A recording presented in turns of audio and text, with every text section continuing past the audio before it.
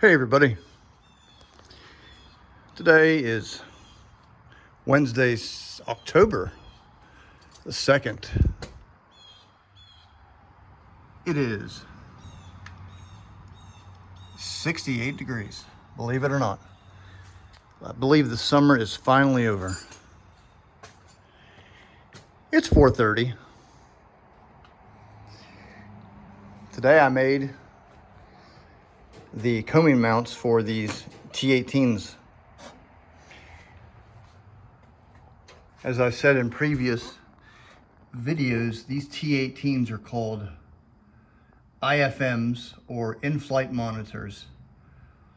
They allowed the pilots to monitor the electrical continuity in either the bomb racks or the actual ordnance themselves, the atomic ordnance. I'm always constantly seeking literature about what this stuff does, and I've yet to find these. If I'm pronouncing it right, these came out of the Sandia Labs. That's who developed these in New Mexico, which they're the same labs who developed I believe they're the ones who incorporated the actual atomic weaponry from what like Los Alamos and those guys did, and they're the ones who transitioned it to the Air Force. So they're the ones who developed like the cases, the racks, the accessories and stuff like that. Really secret stuff back in the day, so I would imagine not a lot of books or manuals got out of there, but these are mentioned in several B-36 handbooks and technical orders and so on. But these, I initially made these T18s. I made these guys up here. They're almost exact duplicates by looking at pictures.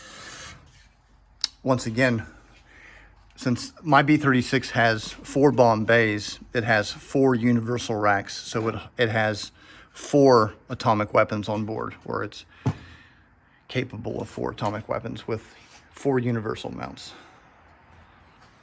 Universal mounts held everything up to like the big Mark 17, the big 40,000 pound, what is this, a 5 megaton unit? So my stuff is that I'd haul in this bomb bay would be the smaller, not smaller, but you know, physically smaller. I don't know what the nomenclatures are on those shapes.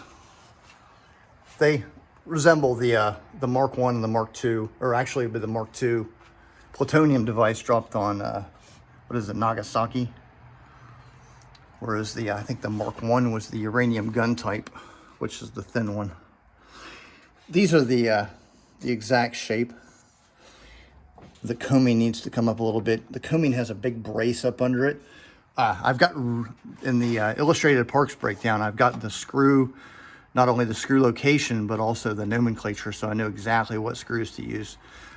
These are 10/32 ANs right here, which none of my hardware stores have anything like that. They're countersink, so I can get those off eBay. And then it uses just regular hex bolts to mount, like here, there. I think there's 4 of them.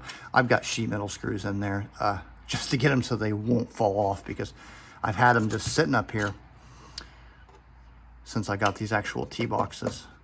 I made the original mounts with my first shot at them. I made out of aluminum, but I tried to do all this, but I said, you know, heck with it this time. Steel, cut, weld, and get the perfect shape I need. This one actually came out of an aircraft 54-982. I believe it was a B-36 destroyer. So that one's got a little bit of provenance to it. Something that I've really wondered is how these things actually mount to the combing. Because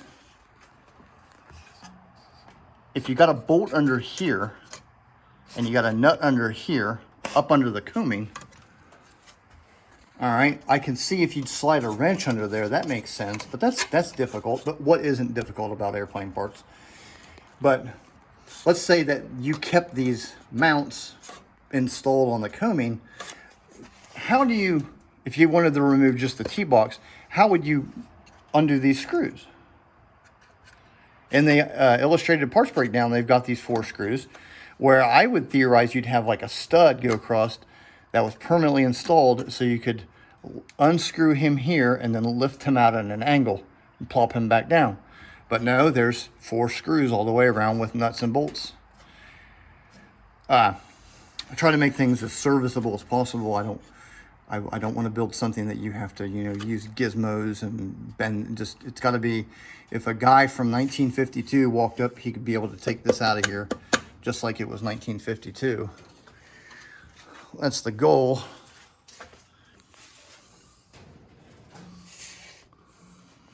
Those things are really cool when they're lit up, so I might actually do that. They're at the exact angle that they need to be, but as you can see, the co-main needs to come up and they need to be squeezed together just a little bit. Once I get those screws, I'll get those in there and everything. And they'll be nice. That's pretty much all I have to say. I've kind of been concerned about when I do these details, you know, unless I explain the equipment, you know, what am I going to say to keep these videos long and interesting? But not going to be posting every day, but when I get the yearning to come out here and do this stuff, I will. And I might get a few weeks or a week or so where I work on it for several straight days. We'll see.